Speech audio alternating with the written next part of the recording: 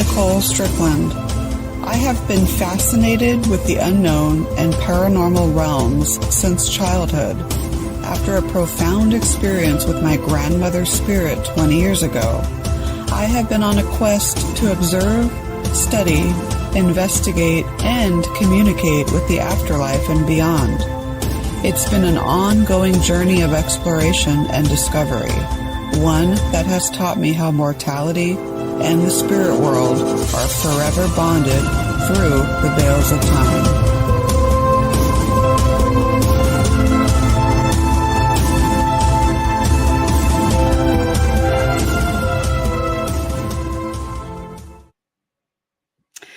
Good evening, everyone, on this fabulous Thursday night, June 2nd. We have a fantastic guest planned for tonight. Before I bring her in, just a recap of the show right before me. Of course, I'm coming to you on WLTK-DB.com. Totally forgot to say that. My apologies.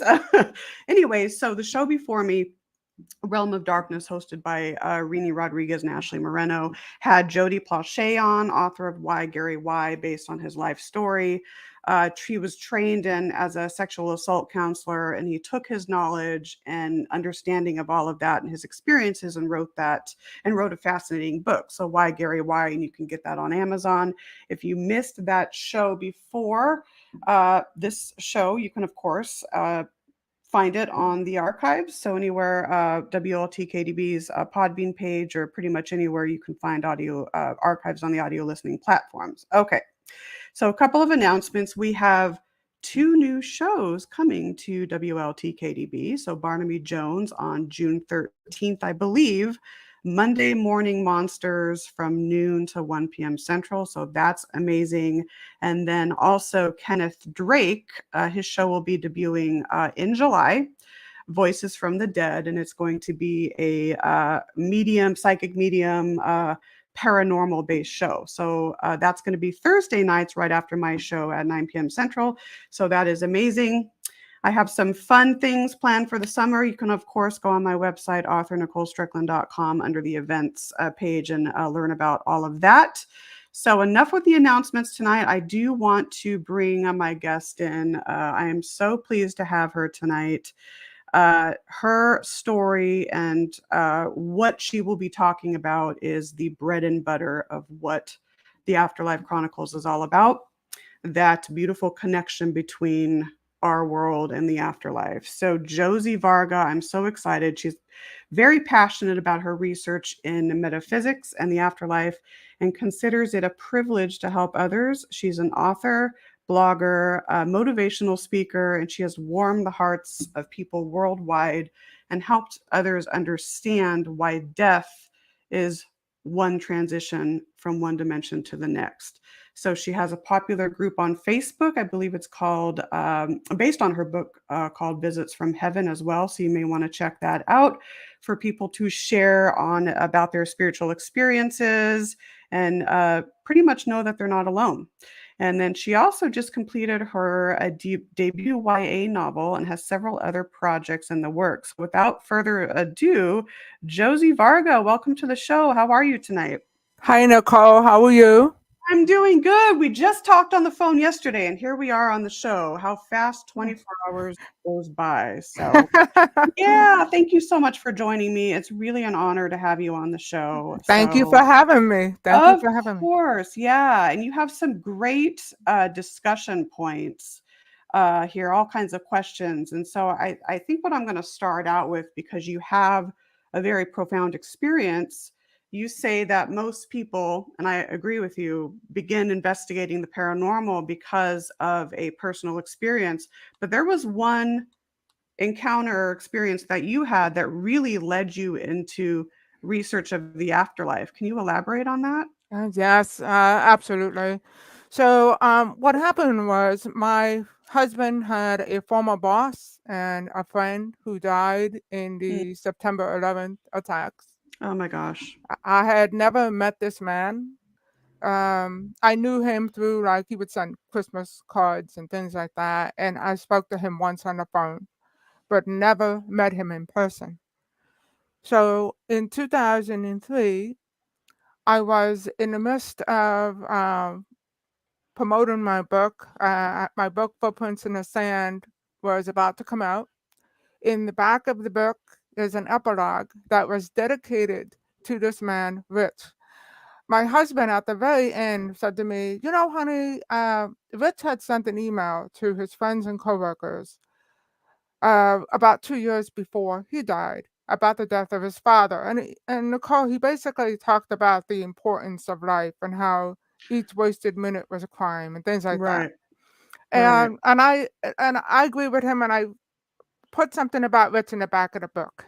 So on this particular night in 2003, I had this vivid, lucid dream Mm. and literally felt myself moving. I walked down this hallway. I come to this door. I see this door on the right, walk in the door, and there are desks and windows everywhere. And all of a sudden, I see my husband's friend. Now remember, I never met him. Okay. Wow. So all of a sudden, I see my husband's friend. I look up and he says to me telepathically, mind to mind communication. Right. He says, "Josie, thank you for mentioning me in your book." Oh my goodness. So I said, and Nicole, I don't know why I said this, but I said, "Rich, you have to prove to me that this is really you." Of course. Okay. With that, he kind of like the look on his face was kind of like a smirk, like, okay. And he walked over to a desk and he picked up one. It was like a flip phone. And he opened the flip phone and there was a picture of him, his wife, and his son. He showed me the picture, Nicole, and he said, "Boston is okay. Oh my Boston, God. Boston is okay." So I had no idea what Boston is okay meant. However, intuitively, I understood that this was a message I had to get to his wife. Right. The next thing I remember, I can only describe it as a window, kind of like going through a window. And it seemed like I was out on the street. And I looked up and I see Rich, and he's standing behind his wife and his son. And he kind of pushes me forward, okay, with his hands, kind of pushes me forward. And it's like, "Okay, Josie, go ahead, give her the message." And with that, I woke up in a sitting position, panting and out of breath. I felt like something hit me in my chest. Was I scared? Absolutely. Oh, of course. Yeah, I didn't know what to make of what happened. So I jumped out of bed. I don't know why, but my kids were toddlers at the time. I checked on my daughters and I called my husband. I told him what happened. And how do you think he reacted? He said, "Are you kidding me? You want me to call Richard's wife, who is grieving the loss of her husband, and you want me to tell her Boston is okay? This is ridiculous. I'm not doing it, et cetera, et cetera." Right. but but I knew that what I experienced was real. It was so real. I mean, it's beyond words. I can't even describe how real it was. Okay. Yeah. Yeah, So so absolutely. so we ended up compromising, and I wrote an email to my husband describing what happened. He forwarded the email to Richard's wife's sister because they both work in investment banking. They knew each other. And he basically said, "Listen, my wife had this dream, I don't know, do what you want with it, that kind of thing." And he told me the minute he hit send, he regretted it because he was like, oh my God, I shouldn't have done that. She's gonna think I'm nuts. But Oh, but I was happy because I knew I did what I was supposed to do. exactly. So As long fast as you're forward, comfortable with it. yeah. Absolutely. So fast forward 2 weeks, we didn't hear anything. Fast forward 2 weeks, we're on vacation, and my husband gets a message on his BlackBerry from Richard's sister-in-law, and she basically says, "I don't know how Josie knew this. Did she know anything about Boston?" And John's reading it, and she said her sister was considering moving to Boston because she had a brother in Boston, but she felt guilty about selling her home. Okay. What? Oh So my you gosh. know when somebody reads something, Nicole, you don't quite get it. So, Yes. he reads Yes. that. He reads it, and I'm like, "What?" Then he reads it again, and we both went, and I That said, aha moment, that "Yeah, aha yeah, epiphany. Yes. yeah, that aha moment, Yes. exactly." And I was shocked, totally shocked, because okay, now I realize that a man that I never ever met, who is deceased, came to me with a message for his wife, and that message was now validated. So my life was turned upside down, and it hasn't been the same since. And after that, to be honest with you, I was kind of afraid to talk about it. I was afraid to tell people what happened. And I was having a conversation with my sister in law one day, and she said to me, Josie, don't you realize that you've been given a gift? And when Right. she said that to me, I was like, oh my God, she's right. I was given a gift, and I need to do something about this. I need to, help the bereaved. So I started investigating the phenomena. Really, not with the intent at first to write a book, but with the intent of knowing that I wasn't the only one. That there has to be other stories out there. And oh my God, did I find other stories? And I mean, I bet a flood of them came a, in fl- for you. a flood of them. I mean, Yes. this is a phenomenon that you don't think happens, but it does. And it was worldwide. I mean, I interviewed people around the world. So then I decided, okay, I wrote Visits from Heaven. But had it not been for the first book, had it not been for Footprints in the Sand, where I talked about, my life and other things that I've been through, that never would have happened. So it's amazing how things happen. It is And absolutely amazing. It's like a destiny. And we talked yesterday on the phone, and I shared with you how the experience with my grandmother right. was the one experience that really got me going in the field. So there's this parallel and similarity between that and with what you had with Rich. Now, I love New York City. I'm very close to New York City, and I will share this with you. Maybe on the phone someday. I had a very unique experience after September 11th, a very spiritual experience that I do talk about in one of my upcoming books. But one question I have, when Rich came to you, was he with anyone else maybe that could have also been affected by the 9/11 attacks? Or what, did he just come He, by himself? he, he was by himself. He didn't appear to be with anyone. And what's interesting is when he came to me, I said to my husband, did he wear glasses? And he said to me, why? I said, because I remember him wearing glasses. And we went and we searched pictures online. There was like a memorial to him online. And lo and behold, in the picture, he's holding these glasses that I saw him wearing when Oh he my came to me. goodness. When he came to me. Wow. That's just really And it goes to show the intelligence of the afterlife because he knew to come to you. So I mean, uh-huh. in your opinion, why do you think he chose to come to you maybe instead of like his wife or another relative? Well, Nicole, I have to be honest, in the very beginning, when it first happened to me, my thought was, why did you come to me? Why didn't you just go directly to your wife? But many years later, and through all of my research, I now understand why. This is what I would term as a third party sign. Think about it for a minute. It's far more validating for Rich to come to me, someone that he's never met, someone that doesn't even know his wife or his family. If he had gone directly to his wife, who was second guessing her decision and grieving, she might have thought, okay, I'm just this is just wishful thinking. I'm just feeling guilty. I want him to tell me Boston is okay. That kind of thing. So it's far more validating for him to come to me this way. It's what I term That third party Yeah, sign. that makes a lot of sense. And there's people out there that may get messages, but they're not sure exactly what's going on. So for someone that I guess that's new at this, and let's say he or she comes to you and is like, okay, Josie, I think someone's trying to communicate with me from beyond, but I'm not sure. How would you help them to kind of fine tune it so they know for sure that it is someone from that's coming to them from the afterlife, if that makes sense?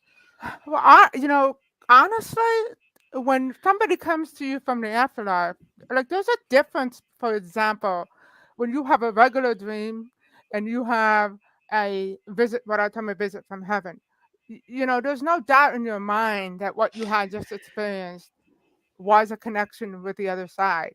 And Right. I Yeah. and I, and So, what I always tell people is talk to them. Talk to them. When you have a question, they can hear you. They are aware, Nicole, of everything that is going on in your life. And sometimes they orchestrate things. They make things happen in your life. In my case, for example, I know now that I was meant to do what I do. right. Of I course. went I went to a radio show one time in New York, and before I left, I was working on my book Visits to Heaven. Before I left, I said to my husband, John, I haven't heard, quote unquote, from Rich. And that was it. Okay. I go over to the studio. I'm in like this common area. I'm waiting for the producer to call me in. And all of a sudden, there's this young psychic medium there. He's standing in front of me and he says to me, Josie, I have a gentleman here for you. So what do I do, Nicole? I turn around, I look behind me. Where's this gentleman? And, Right. and he goes to me, no, no, no, no, in spirit. So then he starts describing who was there. And I said to him, I said, oh my God, it's Rich. And Wow. he looks over my shoulder and he goes, yes, it's Rich. He said to tell you that you were led to do what you do, that you were led to ALE Press. That was the publisher of Visits from Heaven. Okay. And he said, oh, by the way, the book is not coming out when you think it's coming out. It's coming out 2 months late. And I was like, what? Okay. So all of a sudden, I didn't get to finish the conversation with this psychic medium. He's a 17-year-old psychic medium. Okay. I get called into the studio. We do the show. I never got to ask him any questions. Well, 2 weeks later, I get a phone call from AOE Press. The book was not coming out in December as planned. The book was not coming out in February. So you can't make this That up. No, and isn't that something? I mean, this is insane. We do have to take our first break, but when we come back, I want to delve more into this and afterlife communication because I think there's very highly intelligent ways that spirits obviously communicate with us. So Mhm. stay tuned. You are listening to Josie Varga tonight. She's my special guest tonight on the Afterlife Chronicles. Stay tuned. We have to take our first break, and we will be right back, guys. Wow.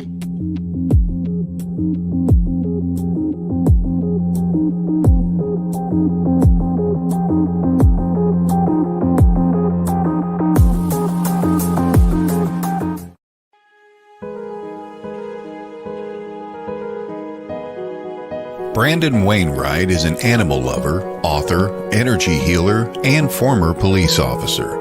In April of 2018, he and his family lost their dog Tyson to a brain tumor. It was an inevitable experience that comes with being a pet owner, but it was devastating nonetheless. Tyson's Gift: How an 8-pound canine became a man's greatest spiritual guide. In the story of Tyson's life, from his entry into the lives of Brandon and his wife Misha, to his equally impactful departure and continued spiritual influence, Tyson's beautiful story will entertain and comfort readers of all backgrounds. Get your copy at tysonsgift.com. That's tysonsgift.com, or wherever books are sold.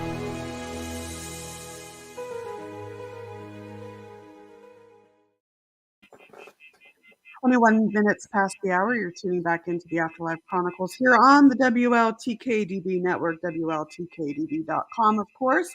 My guest tonight is Josie Varga, and of course, before the break, she was sharing a very profound, so if you've missed the first part, it'll be archived for you.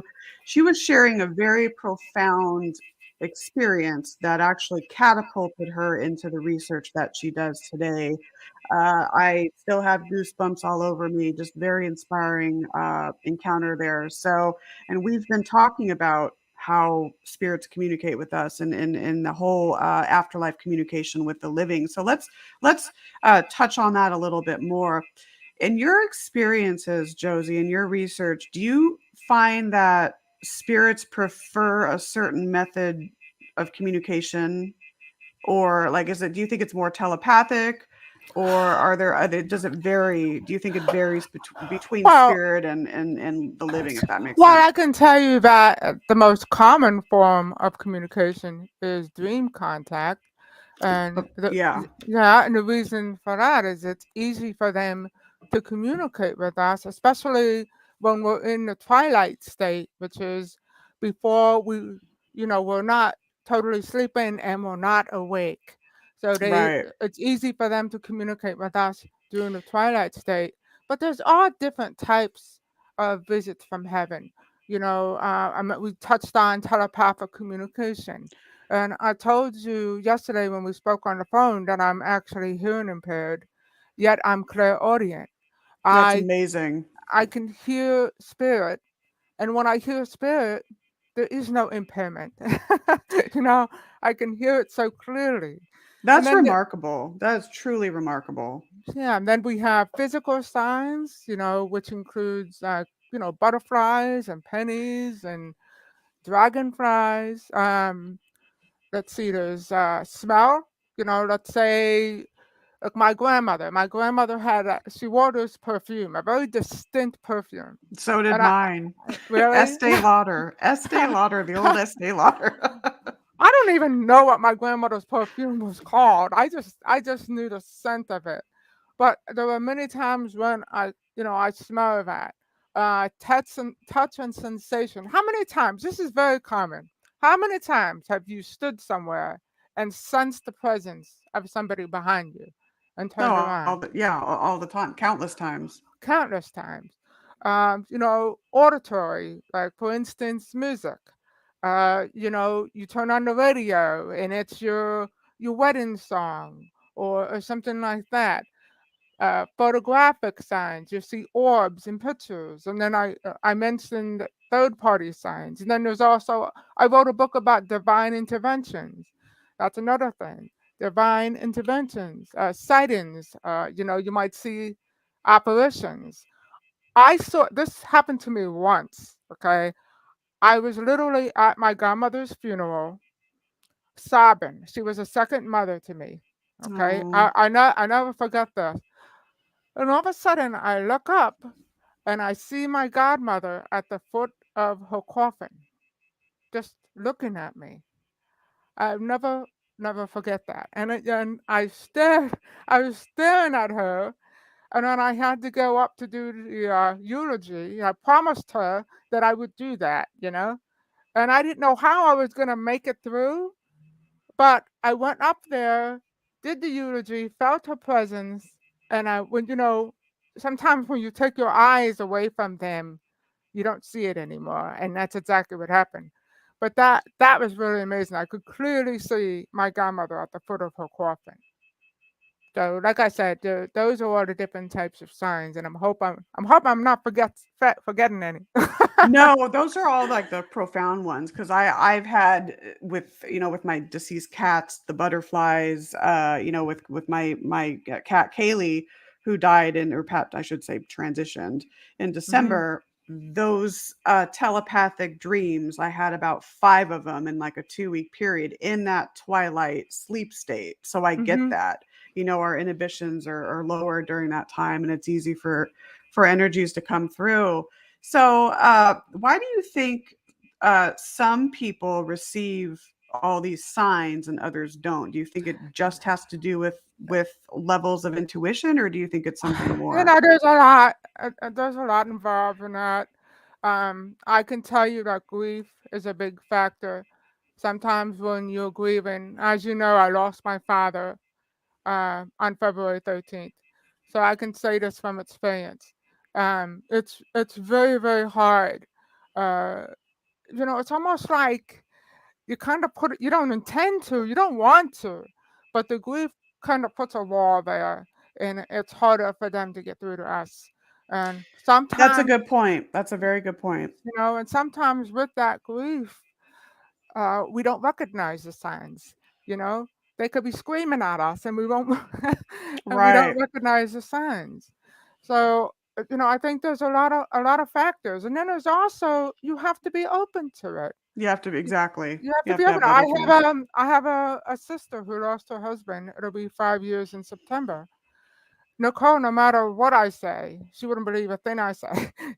She's just not open to it. I had a reading one time, and the medium said to me, "Oh, tell your sister that he says he still sits in the lazy boy, right?" So I said, "Okay." So I told her, I said, "Virgin, by the way, he said John still sits in the lazy boy." And her response to me was, "It's not a lazy boy. It's a recliner, but it's not a lazy boy." Oh, I love that. I just love the sarcasm. Oh my God, I love it. That's And the classic. one other thing, the synchronicities, the coincidences, or what I call God incidences that happen all the time. Yes. My grandmother's birthday was July 11th. And you know how many times I asked her for a sign once, okay? But before I went to bed, I asked her for a sign. The next morning I got up, I looked at the clock, it said 7:11. Yes, there you go. So, okay, I recognize it as a sign from my grandmother. I said, thank you. Do you know how many times I woke up to 7:11? Because once they know that you recognize a sign as being from them, they will repeat it. That right there is a take home. That right there is so important because that's so true. And that's happened to me, like with my grandmother. She passed around 4:45. I'm inclined to think it was 4:44 a.m. because that's my sequence. I keep seeing 444 all the time, randomly on license plates. I'll look at the clock and there it is. It's Hmm. on my TV. I'll just glance and there it is. And so it's just you have to pay attention to that. You have to So pay. Oh, I got a good story for yes, you. I Okay. story time. All right. Yay. So, after my father passed, we went over to the cemetery, and my mother was looking for a location in the mausoleum. And then my mother said she didn't want anything too high. And all of a sudden, I thought of a dream my father had. My father had a dream once that he saw a statue of the Blessed Mother. And when he looked up at the Blessed Mother, she suddenly turned into his own mother. Wow. And the his mother said, "I'm watching over you." I'll never forget that. My father cried like a baby when he told me about that dream. And while we were standing there, that dream popped into my mind, and I knew there had to be a reason. So I said to the guy, because they have like stained glass everywhere. There's like different themes in the mausoleum. So I Right. said, I said to him, "Do you happen to have the Blessed Mother anywhere?" And he said, "Yes, I do." And he walked us over to this location. And I'm like, "Okay, Mom, I think this is it. This is perfect." So he goes to me, "Well, let me go see what I have available." So, Nicole, I go and I sit on this bench. I go in the corner and I sit on this bench, and I'm just tired, exhausted, and I'm waiting for him to come back. He comes back with this odd look on his face. And I don't know what he's told. I look at him. He goes, "That's it." And I go, "What do you mean?" He goes, "You're sitting right in front of it." I go, "I'm sitting in front of what?" He goes, "You're sitting in front of number 18. That's what we have available. You're sitting directly in front of it." So What? so, okay, but I didn't think anything. I'm like, yeah, okay, big deal. So I'm sitting in front of number 18. Okay. So we leave there. We go to the funeral home. We have to figure out when they have availability, when we can do the funeral. The funeral was booked on February 18th. Okay, 18, Oh, there we 18. go. Yeah, with the 18. Oh Okay, my goodness. okay, all right. So 2 days later, I go to the church. I have to pick out the reading and everything, and I'm not paying attention to numbers or anything. So she gives me copies of the paperwork. I come home and I look, and what I picked was on page 18. And I said to myself, oh my God, 18, 18, 18. Like, what is going on here? So after we got off the phone yesterday, I was thinking about that, right? And I'm like, there has to be a reason for 18. Well, just to give you some backdrop, my father was an amazing man, extremely positive. He had glaucoma, eventually died from a brain tumor, but he was blind at the end of his life. Okay, he was blind, but was positive up until the end. I hired a music therapist to come sing to him, and Oh, wow. do you know he's tried to sing along to the Italian songs. The woman was so moved by him. I mean, he really was like everywhere he went, he would say things like "Be happy" and "Happy Sunday morning" and "Allegria, Allegria," which is like contentment. So that's the kind of man he was, extremely positive, extremely positive. In fact, when the priest spoke about him in church, the last thing he said was, so be happy, right? So, okay, keep that in mind. So yesterday, I look up the angel meaning for number 18. And you know what the website said? It said it's a reminder to focus on the positive. Oh my gosh. That is so my father. So It's these little it's like these messages are all over the place and right in front of our face, but you have to know to pay attention to but that's them. what I'm saying. If now, after I got off the phone with you, I checked it. Now, if I didn't check it, I wouldn't have made that connection. But I knew there had to be a reason. His birthday is not on the 18th. I couldn't figure out why the number 18. But now it all makes. That that is an amazing story, and it shows, the importance of synchronicity and all of that. That's like truly, truly amazing. And It your is. books, and I can't wait to read your books. I know that in one of your books, Divine Visits, I believe it's called, Mhm. you talk about a divine intervention that happened to you. Do you want to elaborate on that? Sure. What happened was I went to get my annual mammogram, and I was told that they saw something on the left side, and I needed to go back. So I wasn't overly concerned because they always told me to come back and get an ultrasound. So I go back. The woman is doing the scans, and she looks at me and she goes, I'll be right back. I have to go talk to the doctor. And oh my gosh, I said, oh no. No, I know, right? Hello, anxiety. My Yeah, goodness. exactly. So I'm laying there and she leaves. And all of a sudden, I thought of my godmother. My godmother was extremely religious. She would go to church every Sunday. I would joke with her and say, hey, Lucy, when you get up there, put in a good word for me. I used to say to her. So I said, as I'm laying there, I said, God, is everything okay? Like I said it in my mind. And I kid you not, I heard back, no. And I'm like, no. So I said it again. Is everything okay? I heard back, no.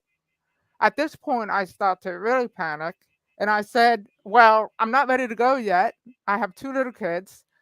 And I cried out to my godmother and I said, Lucy, if I ever needed you, I need you now. Right? All of a sudden, now you have to kind of picture this. It's dimly, there's no light. I'm laying on this table. All of a sudden, this orb descends from the ceiling Oh my like a goodness. like a like a white like orb. Okay, it descends from the ceiling. Like I'm looking at it, and at first I'm thinking, okay, I'm really losing it here. So I rub my eyes, and it's still there. Okay, it's slowly coming down, and all of a sudden it hits me. Oh my God, this is real. Something really divine is happening here, and this peace came over me. I can't even describe it. This peace came over me. The orb stopped about 4 inches above my chest, and then moved to the right. And when it moved to the right, it stopped, and I put my hand out to it. When I put my hand out to it, the center was purple, and the purple got bigger and bigger. And I'm staring at it, mesmerized. Okay. All of a sudden, the technician comes into the room. The orb disappears. She finishes her scans, and I'm thinking, okay, this either means two things: either everything's going to be okay, or it's my time, and you know, things it's not going to be okay. One of the two. Well, I get a call from the doctor, my OBGYN, and he tells me I need to go get a biopsy, because he says, they see something there, it's not good, don't wait, all that. And I go get the biopsy, and to make a very long story short, I knew it wasn't good. Okay. Well, all of a sudden, I get a phone call. The doctor calls me himself one morning, and he says to me, I don't understand this. He says, cancer usually doesn't get smaller. He goes, I don't understand this, but it's not there. And I said, what do you mean? I was shocked. He couldn't understand what happened. Okay. So I'm on the other end sobbing, sobbing. And, I would be too. yeah, and he's like, no, no, no, it's a good thing. And I said, I know it's a good thing. Like, how do you explain to this doctor what I experienced in that room? And 2 weeks later, when I went to my OBGYN, I looked at him and I said, hey, so it was cancer, huh? And he kind of just like looked at me, and I told him what happened in the room. And he said to me, I don't understand what happened. I don't know what happened. He goes, but let's just be happy that it happened. you know, that's what he said. But that was absolutely amazing. You That is know, absolutely remarkable. And do And you think that that orb of light, do you think it was just energy, or did you sense any sort of spiritual entity with it, angelic energy, anything like what that? I Or what I was told, I happened to be writing divine visits at the time. So here I Mhm. am writing a book about divine interventions, and then I'm nearing the end of this book, right?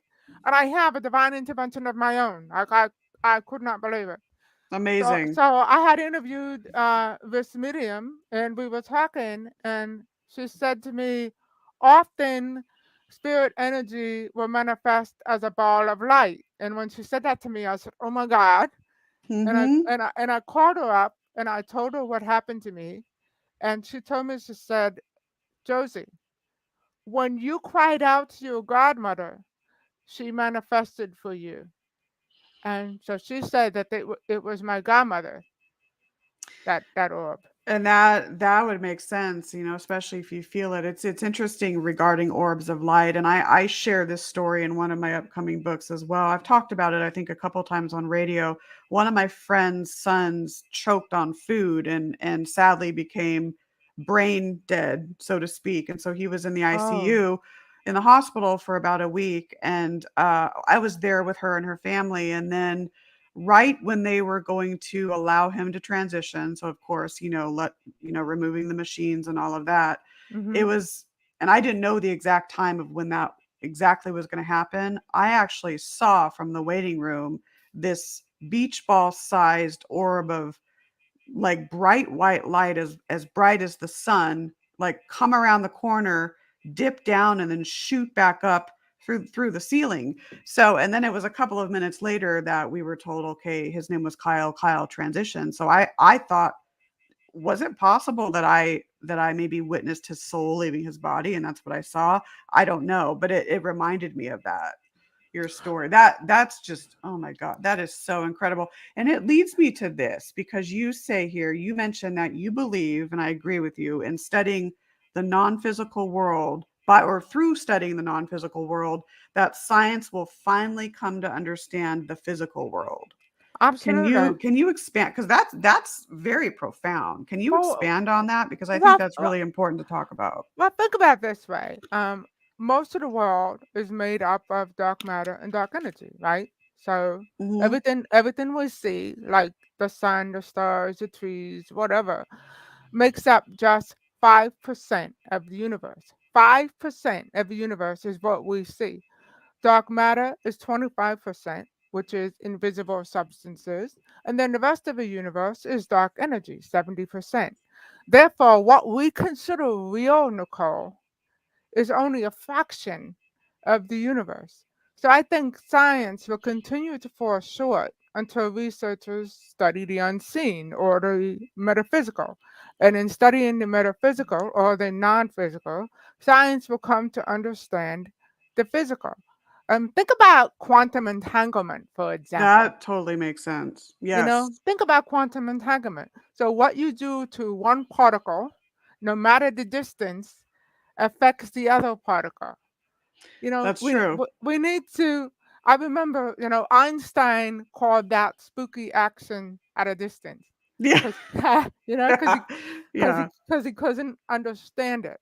But just because we don't understand something, like people say, well, how is that possible? You know, uh, just because we don't understand something doesn't mean it's not true. That's exactly. That's very true. One reader messaged me and said, which I don't know why she asked me this question, but she said, now that your father died, do you still believe in the afterlife? And yes, yes, and yes. Yes, me too. Oh my gosh. Yes, yes, and yes. I mean, my daughter and I had a very interesting conversation last week, and she said to me, Mom, can you really positively, absolutely say what happens when we die? And I said to her, I don't know exactly what, I mean, I know from studying hundreds and hundreds of near death experiences what happens, but what I can say is there is no death. Death is just a transition. That's all it is. Yes. Yes. I think it was Robert Lanza who's very profound in the biocentrism theory. He Mm-hmm. he thinks Yes. it's yes, he said death is all an illusion. So, when you think about that, it totally makes sense. And does it make sense to you that somebody, if you call it God, if you call it, a supreme being or universal intelligence, whatever you call it, does it make sense that this God is going to create us just to make us die? To me, it doesn't make sense, you know? Yeah, that's an interesting way to look at it. And I often think about, okay, I'm here in this physical realm here on earth. Okay, what were all the lives that I had before and what are going to be all the lives that I have? It's like, does it go on for eternity? Does it go on infinitely? And I kind of believe that it does. It does. I mean, one of the So, things, this book that I'm writing now, oh my, it, you are just you are a prolific author. That is amazing. Oh my gosh. well, How many books do you have out now? Like, sits, but wow. I finished my young adult novel, and I am working on what I currently call before and afterlife. Because what people have to understand, if there's an after Nicole, well, then there must be a before. Yeah, yeah, right? That's common sense. That's common sense. So it's a combination of all of my research into one.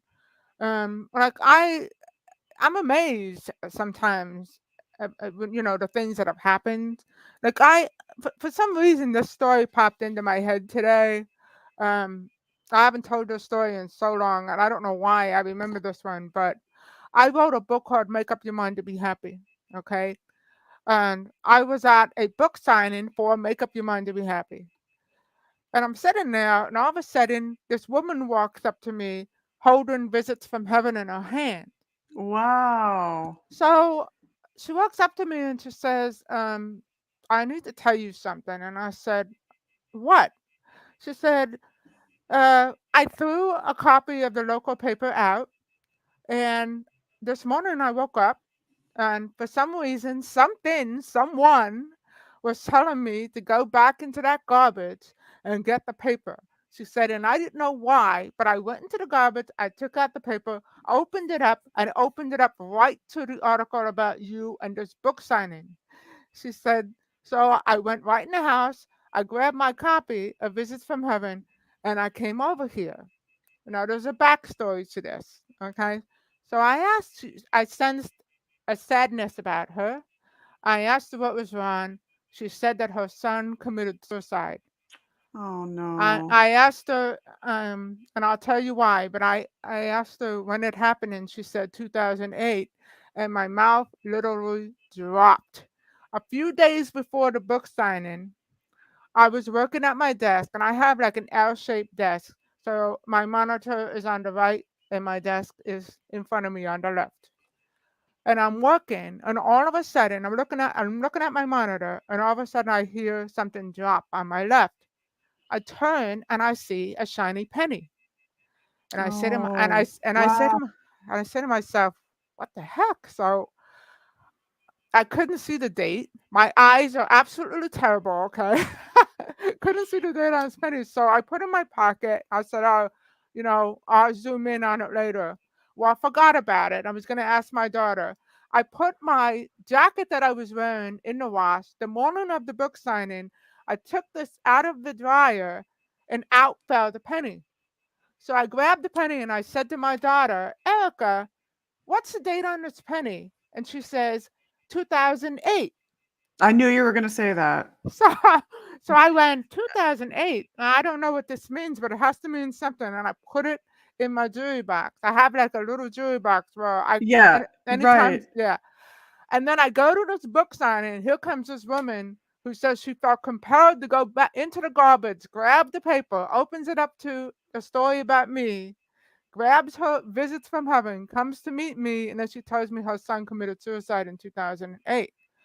I I was That is dumbfounded. just I mean, phenomenal in this. I mean, it's not phenomenal, it's tragic, about the suicide, but just all that synchronicity and all that connection. It's just you just have to know to pay attention to it. But think about it though. There's a lot of things that had to happen to make that work. So, you know, they have. You know what I often say? Put it this way.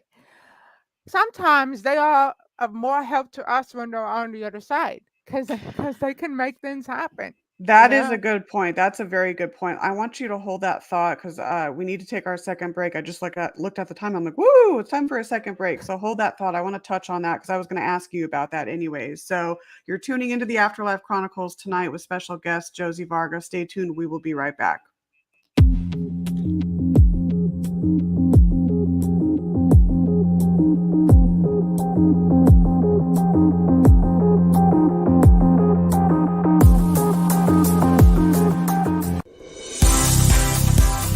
A certified spiritual life coach, animal communicator, past life regression, and a psychic medium. This is Charlie Lynn. Charlie Lynn and Chat with Charlie work with you to bring communication and understanding from spirit to those looking to gain insight. Charlie Lynn's spiritual journey has brought her to you, so take advantage and contact Charlie Lynn today. Book a reading, indulge in some Reiki work, or take the next step in your life with some spiritual life coaching. No matter, Charlie Lynn is here to help you. Search Chat with Charlie on Facebook. That's Chat with Charlie on Facebook.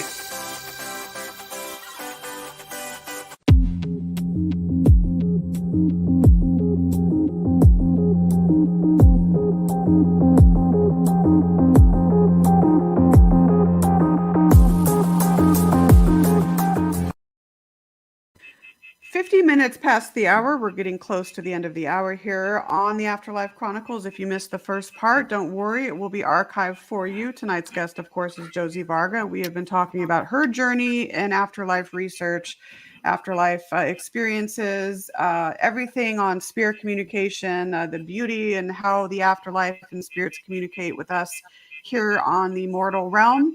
So right before the break, and I want to say this because I believe that one of the reasons why more and more people are having these experiences with the spirit world is because it's of all the challenges going on now. And I feel that the afterlife is almost reaching out to us to try and help us. Would you agree with that? Absolutely. Yeah. Absolutely. And they do it in different ways. You ever have an incident where a thought comes to your mind and you say to yourself, "Where did that come from?" Yes, You all know, all the you time. know. Sometimes you don't realize that you're being led to do something. Like Right. I spoke to you before about how I was led to do what I do, and I didn't understand that at first, but now I do understand it. Um, and I feel blessed to do what I do. I feel privileged to do what I do. It's not easy, it's hard. The best part of what I do, I would say there was this woman who wrote me one time, Nicole, and she said, "Because of you, I can sleep tonight." She lost her husband. And she said, Oh, "Because of you." wow. That's the best compliment that anyone can receive. Exactly, exactly. Okay, so Right that's there. that right there. That's the best, compliment I could receive, and that's the best part of what I do.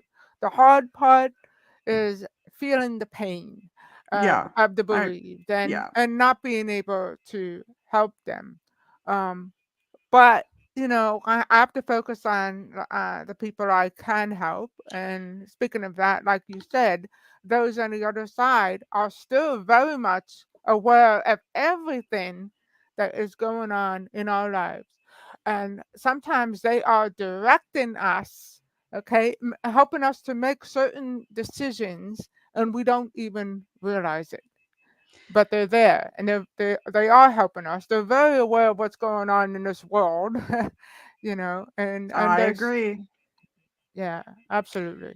You hear more and more stories of people, willing to share their experiences with, let's say, deceased pets or friends or loved ones. And so I'm hearing that more. So there's more of an openness that people are having. So I think I call it this parallel connection between our world and the afterlife, and it's really starting to really join together. So I think it's an often beautiful thing. It So is a it's beautiful thing. yeah, Yeah. it's refreshing to hear you talk about that because I'm like, sometimes I'm like, am I the only one that believes this? No, I can't be the only one that believes this. But No, and I tell so you, since I wrote Visits from Heaven came out in 2010. Things are so different. I mean, people are more and more willing to share their hmm experiences, especially, my last book, A Call from Heaven, focused on deathbed phenomena. And people years ago, it was common for them to die at home and to share their spiritual experiences. But nowadays, people are dying in nursing homes and hospitals, and the number one reason they don't share their experiences is because of fear. yeah, Okay. And, right. and, and unfortunately, there are a lot of experiences that go unreported. Okay. But I do think that I don't know. Should I say the gate is opening up wider? I don't know, because I think people are more willing to share their experiences, and I think so too. and that's why I think it's important to have shows like yours, and where you share these experiences and people know, hey, yeah, that is okay. I'm not going crazy.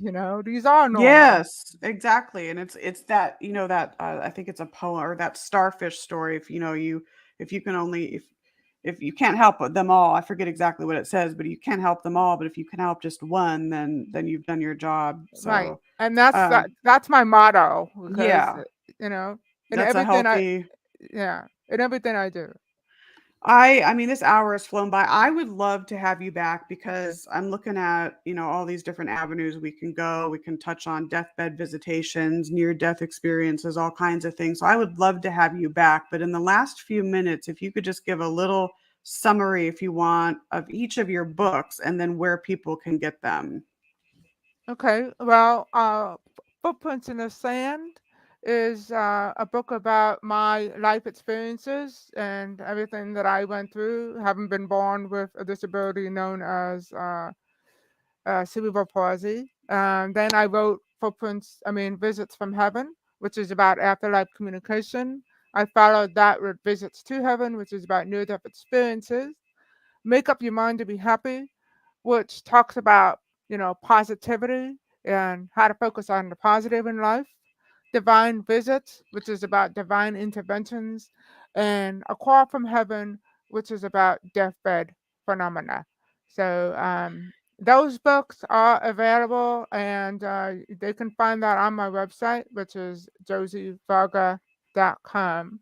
I've And been on your website. It's beautiful, by the way. oh, thank So, you. yeah. Yours is too. I've been on yours. Well, you know what? Actually, station manager Todd Bates designed it. So, hats off to Ah, yeah, he did it. So that's his vision. So yeah, no, I like it too. It's yeah, it's great. streamlined and new and really cool. This has been such an enlightening hour. I mean, there's so many more. I mean, we could probably have like 10 more shows and still have things to talk about, but Yeah, call me just anytime. yeah, amazing inspiration and inspirational things. I think we share a lot of the same viewpoints and have had some very similar experiences. So I can't wait to talk to you more. And then, of course, we share a mutual friendship with Gary and Gary. I was going to forget his name for a second. Hello, Gary Mance and Suzanne Mitchell, which I haven't yet met in person, but I know Gary one day is like, okay, got to get you, Josie Varga, and Joey and Tanya Medea, and we're all going to just have a just fun Big shindig. party. I'm like, yes,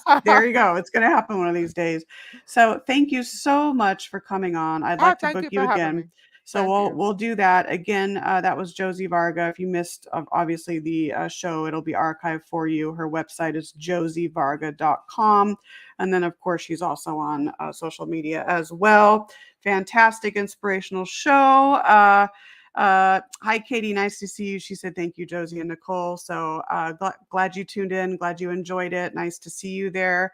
So I hope everyone has a great weekend because it's coming up. And of course, here at the Afterlife Chronicles, we are exploring the connection between life, death, and beyond and having a good time with it. And I just forgot the rest of the little quote that I usually say at the end of the show. I'm trying to think of it right now. Let's see if I can think about it in 3, 2, 1.